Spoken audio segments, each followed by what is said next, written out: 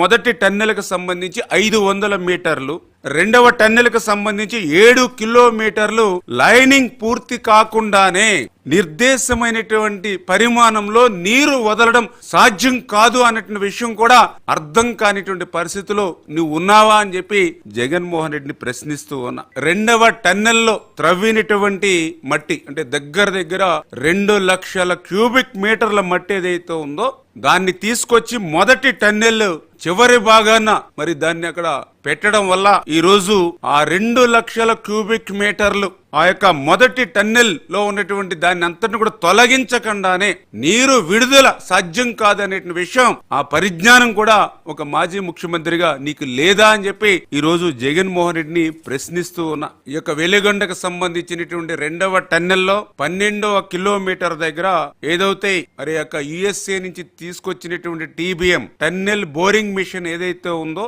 అది చెడిపోయి బయటికి తేలేనటువంటి పరిస్థితి ఉంటే గత 3 సంవత్సరాల నుంచి కూడా దాని పని లేకుండా బయటికి తీసుకురాలేనటువంటి పరిస్థితి ఉంటే నువ్వు తాడేపల్లి రాజప్రసాదంలో మొద్దు నిద్రపోయి ఆ యొక్క 12వ కిలోమీటర్లో రెండవ టన్నెల్లో ఉన్నటువంటి ఆ టీబీఎం ని బయటికి తీసుకురాకుండా నీరు విడుదల సాధ్యం కాదు అనే విషయం కూడా ఆ జ్ఞానం కూడా మరి నీకు లేకుండానే మాట్లాడుతున్నావా అని చెప్పి ఈ రోజు జగన్మోహన్ రెడ్డిని ప్రశ్నిస్తూ ఉన్నాం. ఏదైతే ఇంకా 30% బెంచింగ్, ఎందుకంటే ఇది చాలా ఇంపార్టెంట్ వర్క్, ఎందుకంటే చాలా స్లో మోషన్ లో చేయాలి. ఎందుకంటే డ్రిల్ చేసి బ్లాస్టింగ్ చేయవలసినటువంటి పని రెండవ టన్నెల్లో ఇంకా 50,000 నుండి 1,00,000 క్యూబిక్ మీటర్ల రాతి వ్యర్థాలు ఏదైతే తొలగించవలసినటువంటి పరిస్థితి ఉంది.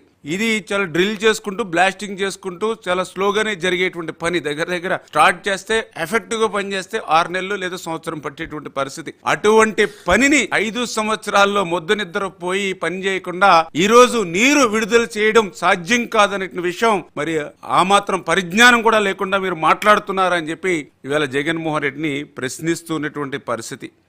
Thanks for watching. Please subscribe our Spy News Live channel.